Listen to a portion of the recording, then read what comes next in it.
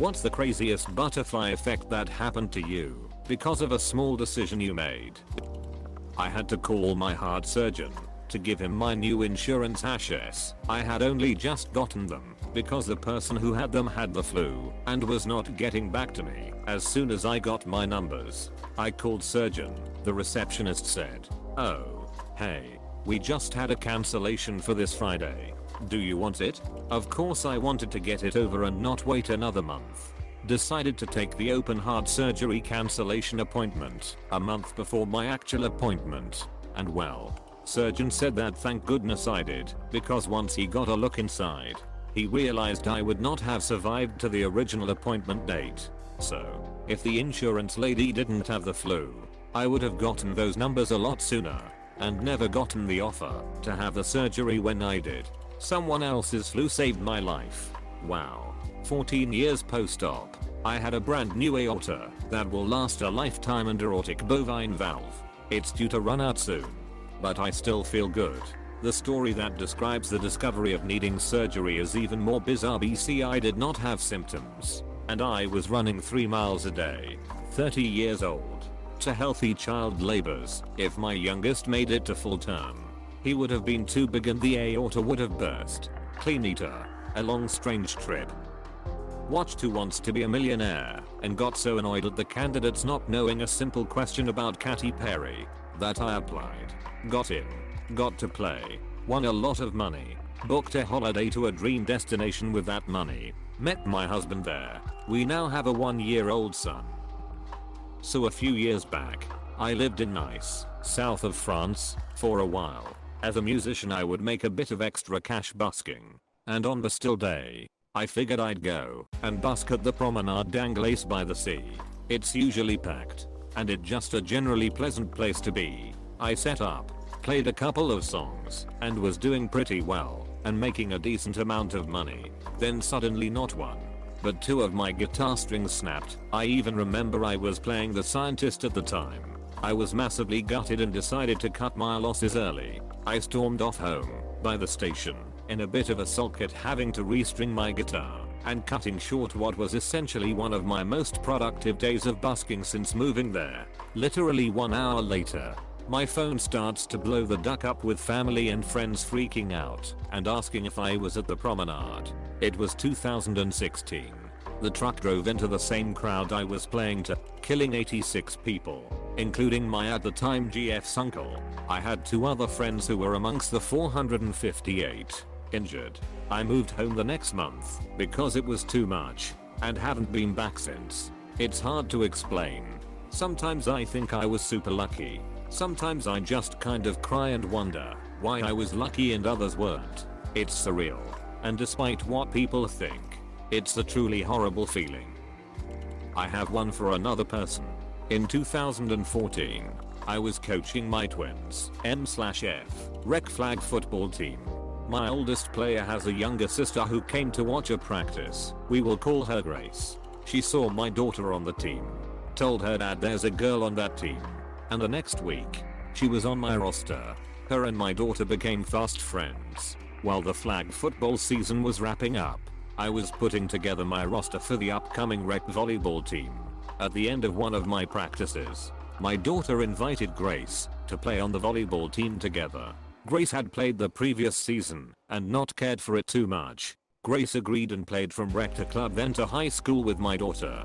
My daughter graduated last year and I watched Grace, as captain, lead her team to a state championship, and she has a D1 scholarship for volleyball next fall. I finished working half an hour earlier and I was sent home by my boss, an old friend, on Holy Day in our hometown. Texted me out of the blue and asked me if I could pick up her American friend because she could not make it in time and I was the only one who spoke English.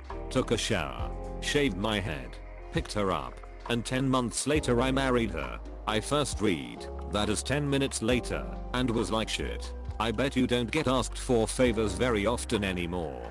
Apostrophe. Hey, can you pick up my mom from TH? No wait, never mind. 4 years ago a kid I barely knew from school invited me to a Six Flags. I was a bit of a loner at the time and I heard rumors about this kid being weird. so I intended to not go. On the day he wanted me to go, I was feeling extra bored and decided on a whim why not? So I went and met this kid and two of his friends I've never met at a Six Flags. 4 years later, and that kid is my best friend. And I have 3 other very close friends I met through him. Not only that, but I also met my first girlfriend. Because of the connections some of my new friends had, it transformed my high school years from being alone to having an amazing group of friends I could do almost anything with. I intended to ask my best friend to be my best man one day, and I don't intend on ever getting out of touch with any of them. I'm home from college now, and we are going to have a lot of fun together. Best decision I've ever made. Your story is oddly similar to mine lol. At the beginning of college, they set up all different activities that you could sign up for and spend time with other new incoming freshmen. I forget how I linked up with this certain group, but I think I just met someone and we were friendly, so I just ended up with their group. Everyone was super nice, and given that Six Flags has the worst lines, there's a lot of time to talk. I got to meet some cool people and enjoyed my day immensely. Fast forward to today. The one person I don't remember being there, but remembers me as one of my absolute best friends. 7 years now, and I still laugh at how I don't remember meeting her that day. About 10 years ago, there were no PC games to play, so I tried using Windows XP's Movie Maker out of boredom. I didn't know that I'm going to enjoy it and take it seriously. Now, I'm currently working on a TV/film production as a video editor.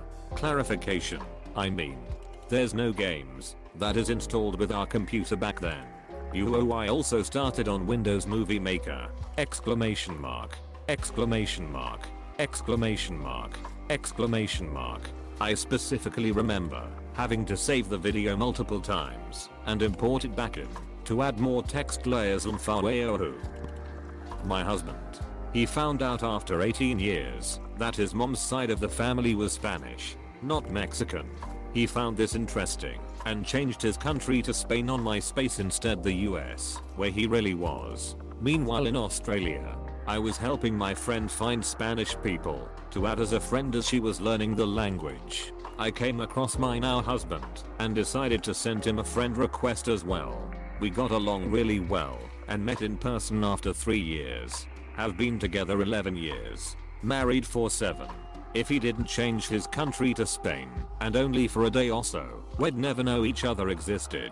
This one is the best I've read so far. Made a last minute decision to go to a friend's divorce party and met my wife. Different people, right?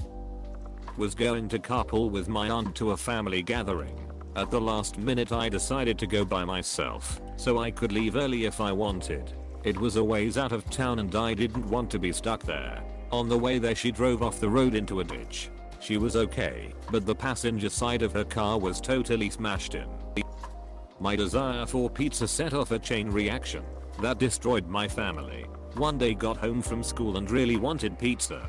Family was poor, so spontaneous food trips weren't always in the cards. Really worked my pouty face to my mom and begged to go to the local pizza place for dinner. She said alright. While chilling there I saw my uncle walk by, and I was like Dadak. Uncle X, is that you? Now you might say, well, he wanted pizza, what's the big deal? Well, he lives several states away, so to arbitrarily be in town and not tell anyone was strange. Turned out he was having an affair with his sister-in-law, my aunt on the other side of the family. She was basically a money-grubbing whore and the family protested.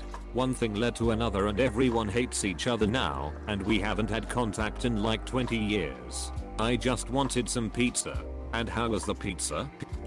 The older I get, the more I'm constantly cognizant of the vast cascade of seemingly insignificant decisions and actions that led me to where I am. For example, a decision 25 years ago to change a refrigerator light bulb before going out resulted in my being at the wrong time and place so as to get mugged, which resulted in my decision to move out of the city I had been living in, which resulted in my meeting my wife, and from there to having all my kids and the whole shebang. I would have had a different whole shebang had I not changed that light bulb that afternoon. But the path to the present leads through that and 1,000 other, similarly trivial decisions. I chose to rearrange the sequence of classes slightly before starting my education. By doing this, I had to commute to a different branch of the school in a different town than the one I was originally signed up for. On my first day there, I helped a girl who had managed to break both of her arms in a drunken shopping cart accident. I learned later, this girl, whom I would absolutely never have met had I not changed my classes around, is my wife through 14 years. Managed to break both of her arms in a drunken shopping cart accident. That's gotta be a story in and of itself. Please don't forget to like and subscribe if you enjoyed watching this video. Leave your thoughts in the comments below.